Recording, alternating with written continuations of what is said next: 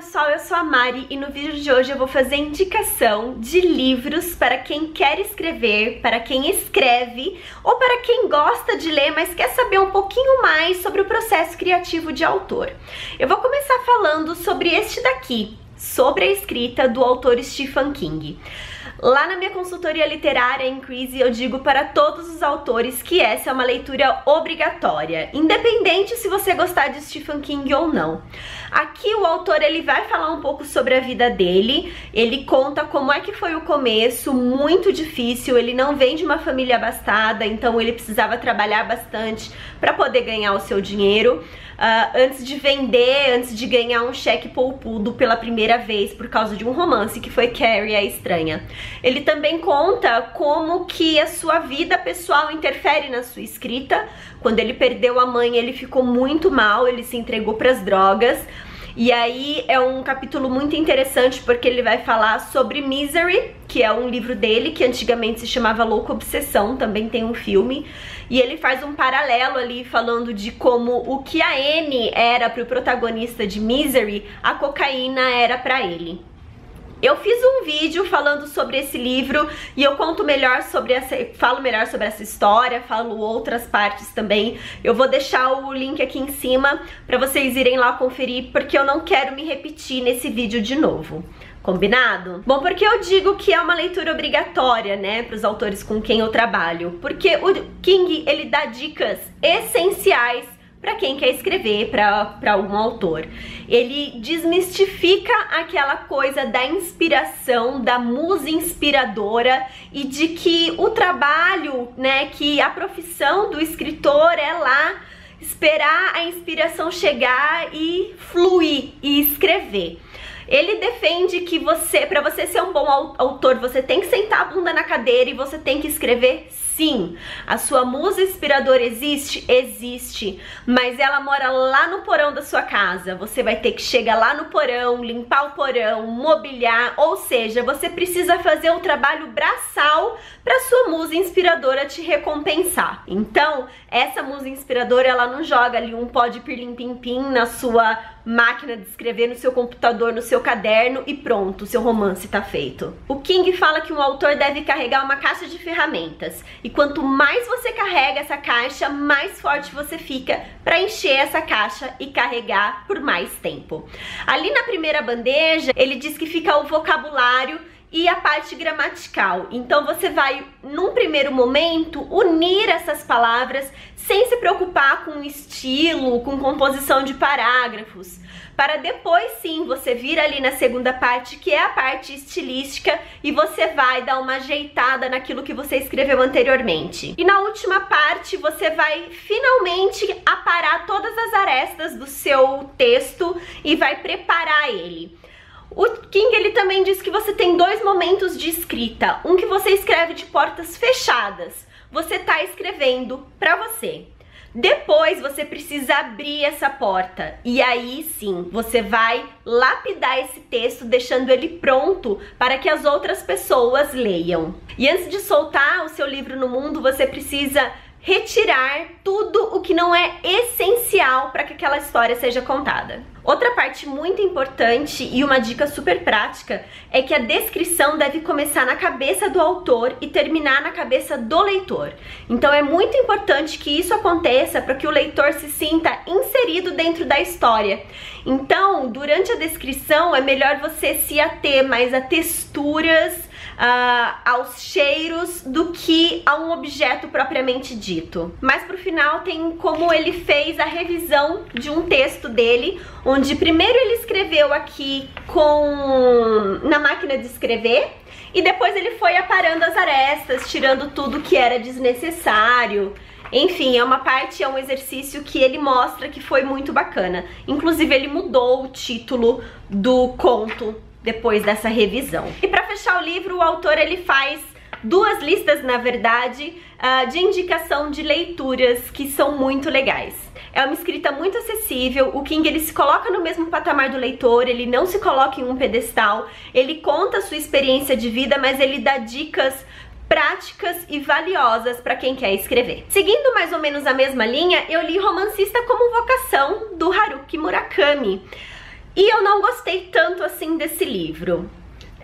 Eu achei que o autor, ele contou muito mais sobre a vida dele do que deu dicas sobre escrita. Quando ele vai falar sobre prêmios literários, ele diz que é muito grato por um conto seu ter ganho um prêmio numa revista japonesa, que se não fosse por causa disso ele não teria tido destaque, ele nem sabe se ele seria um romancista que ele é hoje em dia. Mas por outro lado, ele se justifica demais por não ter ganho um dos prêmios literários japoneses mais importantes. Então, parece que é uma defesa por ele não ter ganho, do que realmente discutir a importância de ganhar esse prêmio literário. Outra coisa que me incomodou demais é que ele repete exaustivamente que ele é romancista há mais de 35 anos. Gente, teve uma hora que eu não aguentava mais, que eu inclusive escrevi aqui no texto, tá? Você já falou, chega, vamos mudar de assunto. Eu já entendi, o livro é curto, gente, não precisava dessa repetição toda. A parte que eu mais gostei é que ele desconstrói o mito do autor, né? Um autor não precisa ser aquele cara que bebe, que fuma, que mora num local insalubre, que escreve exaustivamente o tempo todo, que só escreve coisa boa. Não, um autor é uma pessoa comum, mora num bairro residencial, tem os seus vícios, assim como também pode ter a sua parte mais de vida saudável, né? Eu não sei se você sabe, mas o Murakami, ele pratica corrida, ele corre todos os dias, ele procura ter uma alimentação mais saudável. Então, ele faz essa desmistificação daquele autor que tá num pedestal. Outra parte que eu gostei muito, e aí eu vou ler aqui pra vocês o que ele diz. O importante é ler tudo o que estiver ao seu alcance. Fazer passar pelo corpo o máximo de narrativas possíveis. Encontrar textos maravilhosos e outros de menor qualidade. Passar por essas experiências é o mais importante. E isso eu concordo completamente com o autor. Você precisa ler textos ruins, assim como você precisa ler textos geniais. E afinal, o que seria um texto ruim? Quem determina que ele é um texto ruim, que ele é um texto medíocre? Você precisa passar por essa experiência para você aprender com os erros dos outros, assim como os acertos. Eu indico a leitura desse livro no geral. Se você é fã do Haruki Murakami, você vai amar, leia. Agora, se você está procurando dica prática de escrita, eu já não recomendaria tanto assim esse livro. Sobre a escrita tem dicas muito mais preciosas. Agora eu quero falar um pouquinho sobre este daqui, Mitos Clássicos, da Jenny March, que não é um livro propriamente dito sobre escrita, é um livro que vai falar sobre os mitos clássicos, principalmente sobre os mitos gregos. Os mitos romanos, eles foram baseados nos mitos gregos. Eu comecei a ler ele em fevereiro, e terminei ele em novembro do ano passado, então eu fui lendo aos poucos. É um livro que pode servir como consulta, você não precisa ler ele de cabo a rabo de uma vez só. Uma dica que a autora dá logo na introdução é que ao entrar nesse território dos mitos, você precisa estar com a mente aberta, porque muitas coisas podem parecer estranhas pra gente hoje em dia. O livro ele tem vários mapas, então tem esse daqui do mundo grego,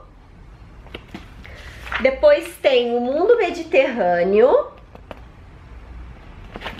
Aí tem esse carta estelar do hemisfério norte e hemisfério sul, que eu achei bastante útil conforme eu fui lendo o livro, fui conhecendo os mitos. Toda hora eu voltava aqui, principalmente porque fala de guerras e tal, então eu voltava pra ver a localização. O livro ele é bem dividido, ele é meio que em ordem cronológica. E começa pela criação, como que foi a criação do universo.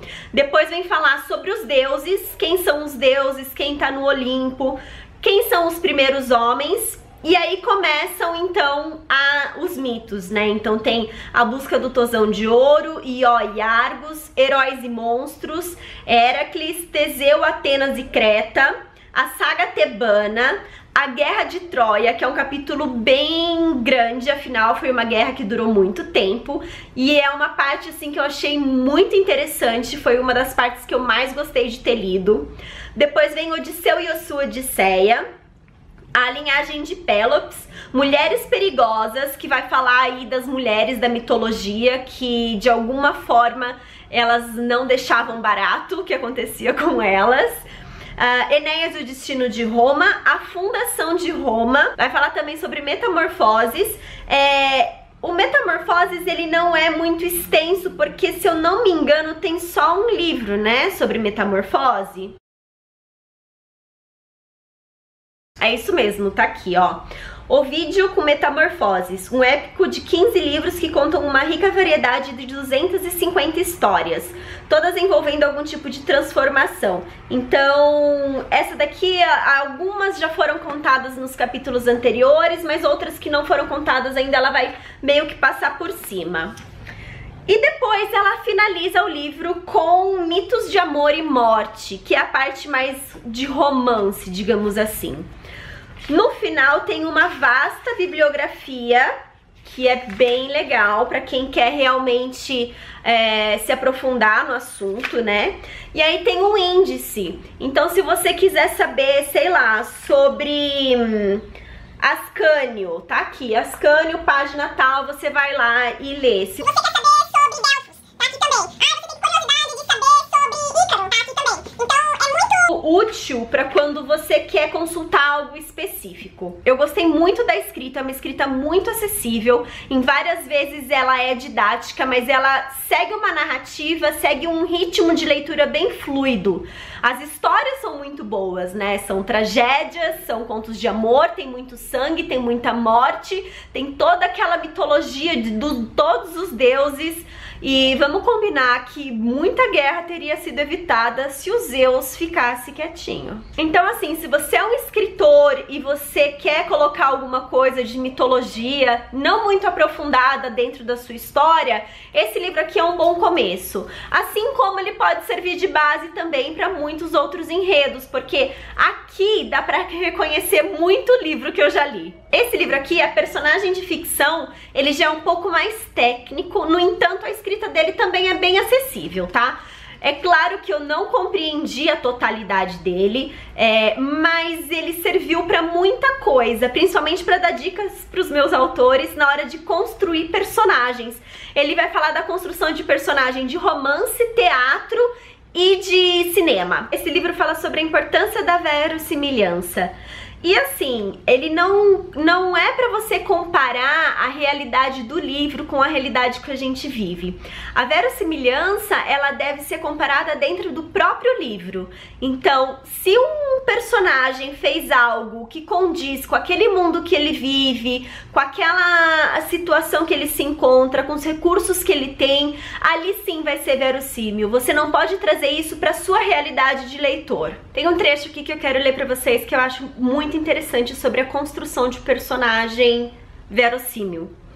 A criação de um vigoroso mundo imaginário de personagens vivas e situações verdadeiras já em si de alto valor estético, exige em geral a mobilização de todos os recursos da língua, assim como de muitos outros elementos na composição literária, tanto no plano horizontal da organização das partes sucessivas, como na vertical das camadas. Ele também fala sobre o conceito de caracterização, que são os elementos que o romancista utiliza para descrever e definir a personagem, de maneira que ela possa dar impressão de vida, configurando-se ante ao leitor. Ele também vai falar dos tipos de personagens dentro do romance, que é a parte que mais me interessava na época que eu li. E ele dá uns 7 tipos de personagens que o autor pode criar. Então ele pode criar um personagem baseado em alguém que ele conhece, ele pode criar um personagem baseado em documentos, em relatos que ele viu, etc. São 7 tipos de personagens aí que você pode criar. A próxima dica é Aspectos do Romance, do Edward M. Forster. Eu ganhei esse livro aqui do Marcos Tavares, Muito obrigada, seu lindo, eu amei. A leitura, ela é incrível e também é um dos livros obrigatórios para escritores com quem eu trabalho. A escrita do autor é super acessível, é como se fosse uma conversa com o leitor. O ritmo de leitura é muito gostoso e ele vai falar sobre os aspectos do romance no geral. Ele fala muito no começo sobre a tal da verossimilhança, que já foi falado aqui, né? E tem uma parte que ele fala assim, o autor tem o direito de inventar e nós sabemos quando está inventando fielmente porque a sua paixão nos impele para além das improbabilidades.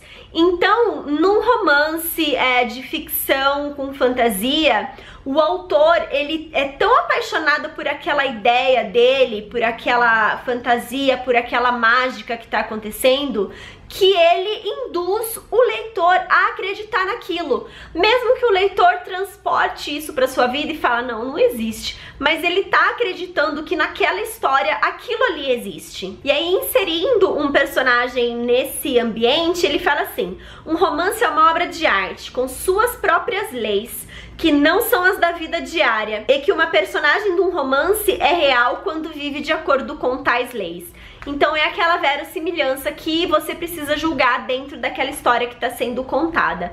Por isso que é muito importante o autor não deixar nenhum furo, deixar o texto bem redondinho. E é nesse livro aqui que ele fala sobre personagem plana e personagem redonda. E aqui a gente compreende que a personagem plana nem sempre é uma personagem ruim. Ela tem o seu papel dentro da história.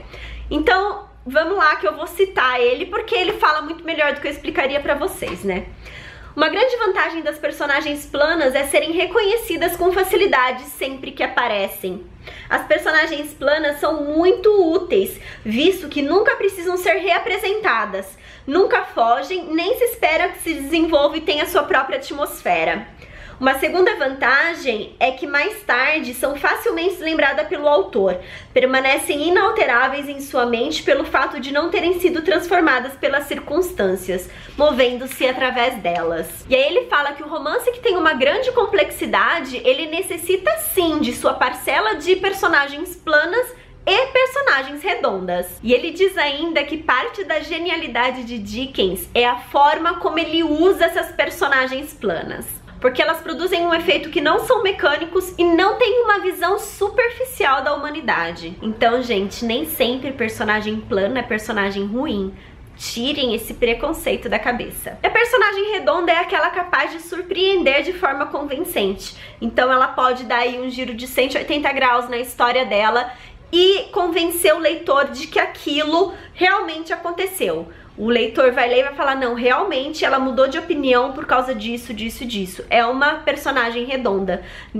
Agora, ao passo que uma personagem redonda não bem construída, ela vai dar esse giro e o leitor vai falar, peraí, da onde surgiu isso? Uma coisa que eu gosto muito que o autor aborda é sobre o mistério. O mistério, ele precisa estar presente no enredo, porque pro leitor tentar desvendar esse mistério, ele precisa usar a inteligência, porque enquanto parte do seu cérebro fica ali matutando sobre aquele mistério, a outra parte vai seguir em frente com a história. E aí vem a parte importante de não deixar pontas soltas. O criador de enredos espera que nos lembremos e nós esperamos que ele não deixe pontas soltas. Cada ação ou palavra deve contar, deve ser econômica e sóbria.